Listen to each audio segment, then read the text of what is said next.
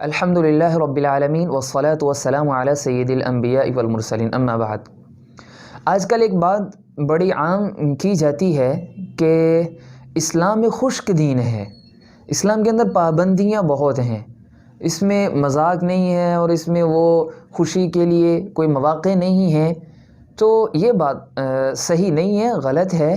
اسلام مذاق کی بھی اجازت دیتا ہے، اسلام خوشی کرنے کی بھی اجازت دیتا ہے، لیکن لمیٹڈ اجازت دیتا ہے، حدود کے اندر رہ کے مذاق کرنے کی اجازت دیتا ہے۔ اور ہم چاہتے ہیں کہ بغیر حدود کے انلمیٹڈ ہم اپنی چاہت سے کسی کے ساتھ مذاق کریں، اپنی چاہت سے خوشیوں کو سیلیبریٹ کریں۔ اور اسلام کہتا ہے کہ ایسے نہیں، ایسی خوشی ہو جس میں کسی مسلمان کی تکلیف نہ ہو، کسی مسلمان کو پریشانی نہ ہو، اس کو ڈرانا نہ ہو۔ مذاق ایسا ہو جس میں کسی مسلمان کی عزت نفس پامال نہ ہو۔ لیکن آج کل پرینک کے نام پہ جو مذاق کیا جاتا ہے، پرینک تو انگلش زبان کا لفظ ہے، پرینک اسے کہتے کسے ہیں؟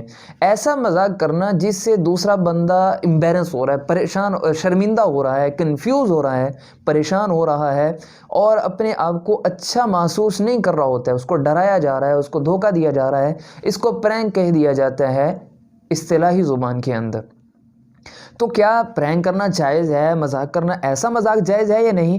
تو اگر منع کیا جاتا ہے کہ بھئی ایسا مذاق نہ کرو، تو آگے سے کہتے ہیں کہ بھئی اللہ کے نبی صلی اللہ علیہ وسلم بھی مذاق کرتے تھے، صحابہ بھی مذاق کرتے ہیں، میرے نبی مذاق کیسے کر رہے ہیں؟ امام ترمذی رحمہ اللہ نے حدیث نقل کی ہے، رسول اللہ صلی اللہ علیہ وسلم سے حضرت ابو ہریرہ رضی اللہ تعالیٰ عنہ نے عرض کیا، یا رسول اللہ انک تداعبنا، یا رسول اللہ آپ ہمارے ساتھ دل لگی کرتے ہیں، مذاق کرتے ہیں۔ تو میرے نبی نے فرمایا انی لا اقول الا حقا، ابو ہریرہ میں مذاق کرتا ہوں، تمہارے ساتھ دل لگی کرتا ہوں، لیکن میں دل لگی کے اندر بھی جو بات کہتا ہوں وہ حق ہوتی ہے، وہ جھوٹ نہیں ہوتی ہے۔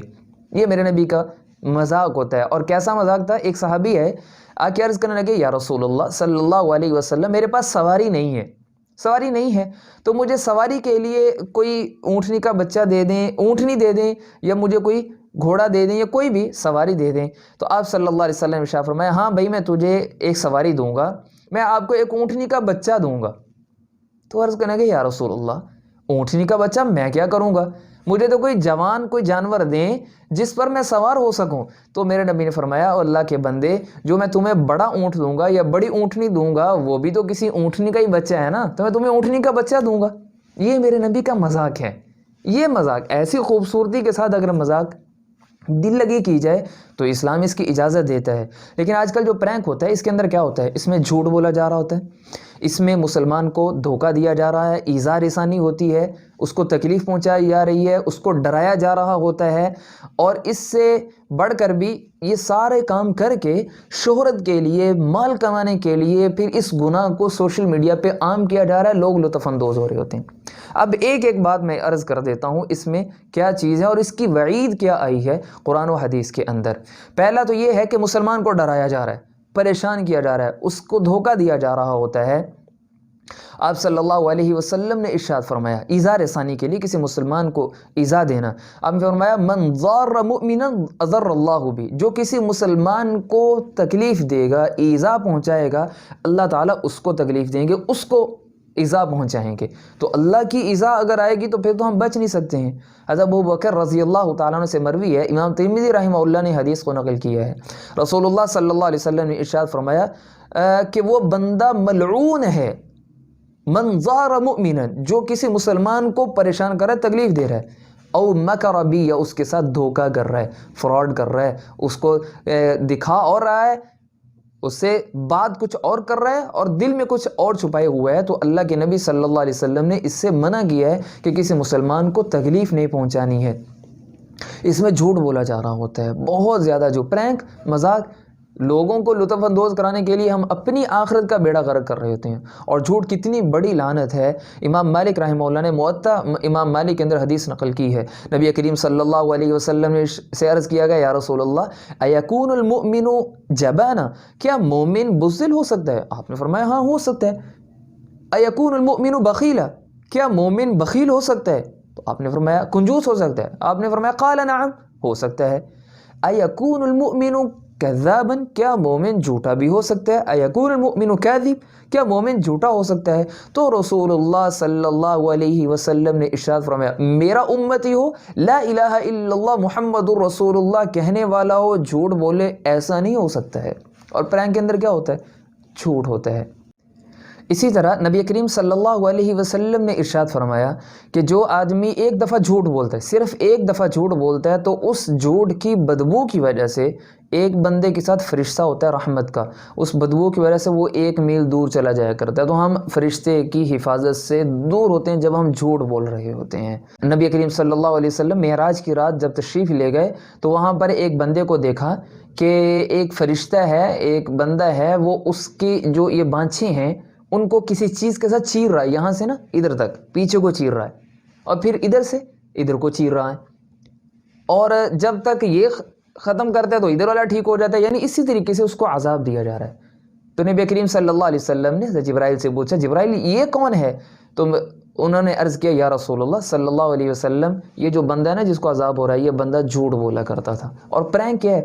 پرینک تو نام ہی جھوٹ کا بن چکا ہے، یعنی مذاق کے نام پہ گویا کہ جھوٹی ایک ویڈیو بنائی جا رہی ہوتی ہے، اس کو پھیلایا جا رہا ہوتا ہے۔ اس کے علاوہ مسلمان کون ہے؟ مسلمان کون ہے؟ ایمان والا کون ہے؟ میرے نبی کیا فرما رہے ہیں؟ المسلم من سلم المسلمون من لسانه ویدی، مسلمان تو وہ ہے جس کی زبان اور اس کے ہاتھ سے دوسرے مسلمان محفوظ رہیں، اور ہم اس مذاق کے نام پہ لوگوں کو تکلیف پہنچا رہے ہوتے ہیں۔ مذاق کر حضرت عمر رضی اللہ تعالیٰ عنہ فرمایا کرتے تھے تمہیں کسی بندے کا راتوں کو نماز پڑھنا اور دن کو روزے رکھنا تمہیں کہیں دھوکے میں نہ ڈال دے۔ کیوں؟ میرے اور آپ کے عمر نے فرمایا کہ آدمی وہ ہے، یعنی حقیقی مرد وہ ہے جس کی زبان اور اس کے ہاتھ سے دوسرے لوگ محفوظ رہتے ہیں۔